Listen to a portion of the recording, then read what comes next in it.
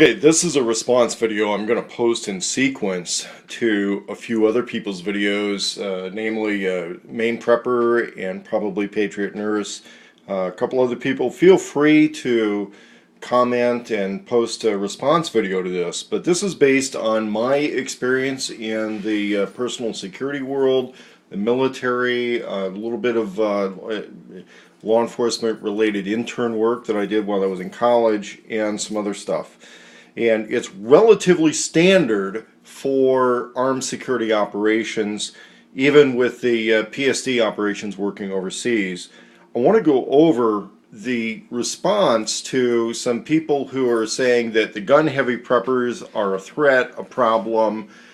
There's a lot of psychologizing going on with a lot of that commentary. And I'm going to say this, there's a lot of amateur psychologizing going on with that sort of a thing. And when you're preparing for, let's say, a shit hit the fan situation with potential or expected hostile action, you got to have guns on your side. And I'm not talking about just having something on your hip. You have to have people. You cannot watch your back 24/7. I don't care how much no-dose or coffee you've got. Okay, it's not going to work. If you're totally tweaking out, you know how you're going to end up, right? You see how tweakers are. Believe it or not, a lot of people that are dealing with conflicts day in, day out, they end up really tweaked out and fucked up because they're trying to watch their own back all the time. In military operations, we tend to be manpower heavy. When I was in the National Guard for several years, we had manpower limitations prior to the Gulf War, or prior to the operations in Iraq and Afghanistan. We had a lot of severe manpower limitations because people didn't enjoy it. They quit. They left. They didn't want to fuck around with doing guard duty and fire watch. They wanted to go and do fun stuff. And that was not necessarily what would work with the manpower restrictions that we had. So a lot of times a compromise got made somewhere between security and training, quality of training, because we didn't have manpower to run guard duty and fire watch all the time, on top of having people operating at a sufficient level to do good quality, highly intensive training. Now, in the active duty military, what we have is a whole lot of surplus people. Anybody who's been through any of the boot camps, whether it was Army, Marine Corps, Navy, Air Force, anything like that, will remember getting fire watch duty. And remember that in a large enough platoon, you only got fire watch once, every week or maybe once every couple of weeks. It didn't happen all that often. And sometimes it was considered a punishment detail. Remember that if you've got a small group, just fire watch alone can seriously deplete your performance. I remember when I was in boot camp, if I got fire watch, my performance wasn't going to be very good the next day because I lost a lot of sleep. And so when we look at the number of qualified shooters that are necessary for the security of a survival retreat, convoy, or even a neighborhood, it takes a lot of people.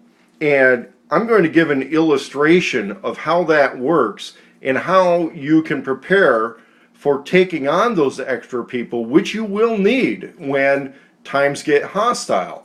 And the type of preparation that somebody does as people get to know each other in the various internet forums, in all the things, you need to understand that it's all about what somebody's bringing to the table.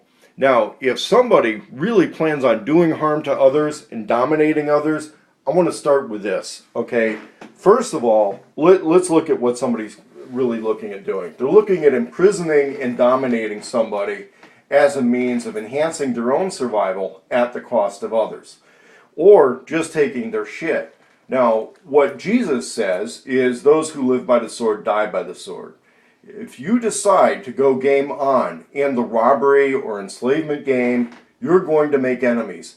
And the laws of large numbers are that you will not win every single conflict that you choose to get into. You rob 10 people, you dominate or enslave 10 people, then what's going to happen is that 1 in 10 chance of somebody getting over on you, that's bound to happen.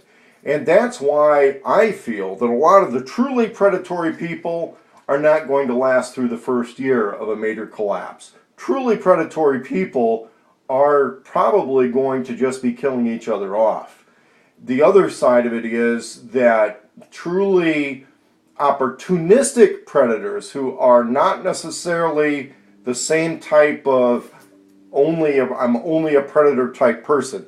The opportunistic predators are going to be a bigger problem because they will conceal their intent as they become involved with a group.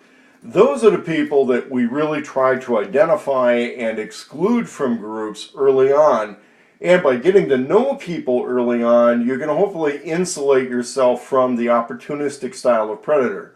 The other thing that's very unfortunate is that the opportunistic predator is also the type of person who is most likely to align their own interests with the interests of a police state type situation. More onto them in a different video. Now, as I talk about manpower requirements for security, in my experience with an executive security training school, one thing that we realized was just to run security for a single high-profile executive, we actually required 12 people. That was so that you would have a full-time 24/7 envelope of security around a person that would protect them from personal injury, liability, and personal loss. Okay, loss, liability, injury.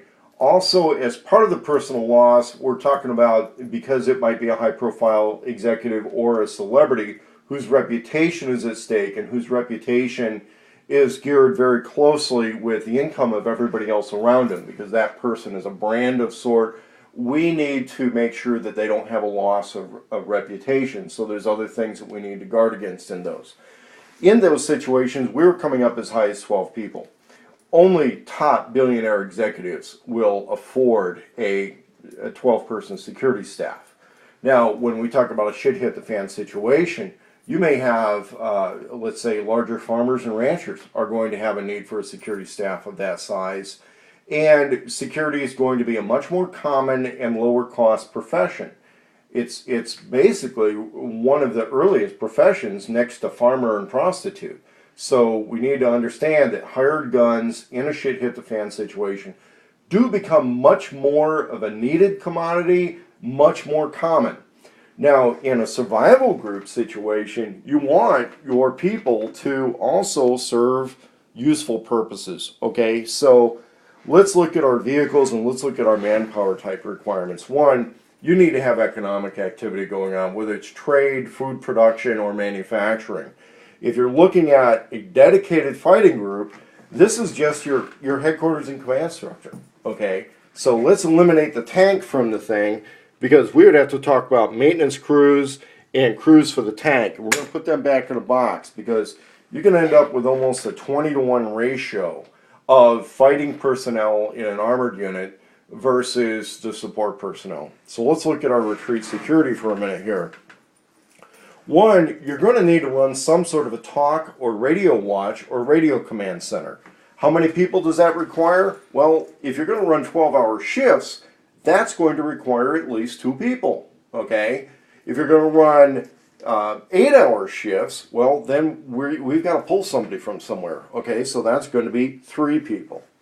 If you're going to run a patrol, a duty watch patrol, we're going to have to run 4 shifts. And that's 4 shifts with people running 8 hours.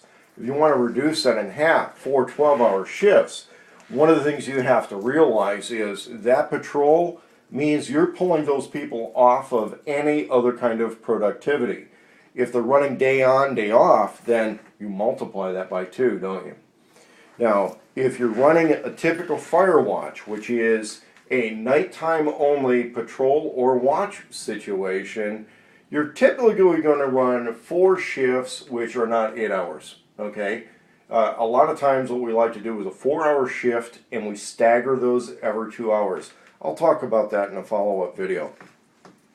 If you're running a personal security detail, let's say for one important individual, or things have gotten dangerous outside the retreat, when you go out for trade day, you're going to need, you're going to have the person who's the actual decision maker for everything, and usually that's one person. And usually that's going to be the owner or the person in charge or the head person that's been placed in charge of that away team, if we put it that way in Star Trek terms. That person's going to also have a backup person with them. Now, in the executive security world, we call that the PSO, the personal security officer. That person stays very close to the primary and is quite likely going to be an intelligent person, is going to be a well-presented person who does a lot of the personal coordination and schedule coordination, and has a really good instinct for what's going on. They're quite likely going to be the head of the security team and are going to be a big part of the personal life of whoever it is they're accompanying. We're going to have a driver. And because we're in a relatively moderate to high threat environment, whether it's because of the individuals involved or because of the environment or both, that person most likely is going to have to stay with the vehicle. If we have an additional vehicle, we may need the additional driver. And then you're going to want your designated background guy. He's going to be your shooter. He's probably also going to be your medic. And he's going to fade into the background. He may also be your advance man. And that means that he goes on ahead wherever your group is going. He's the first one to show up. He has to go in a separate vehicle. He's going to be the first one to show up. He shows up with a little bit of supplies or whatever for himself. He makes sure the situation's safe and then says, okay, it's clear for everybody else to come in. You'll be arranging that locally among your own group depending on the situation. I'll talk about that in a separate video. So this has been an overview. Now what I'm going to go over next are a couple individual videos dealing with these. I'm sorry if your attention span is really short. If you don't want to get it, you're not going to get it.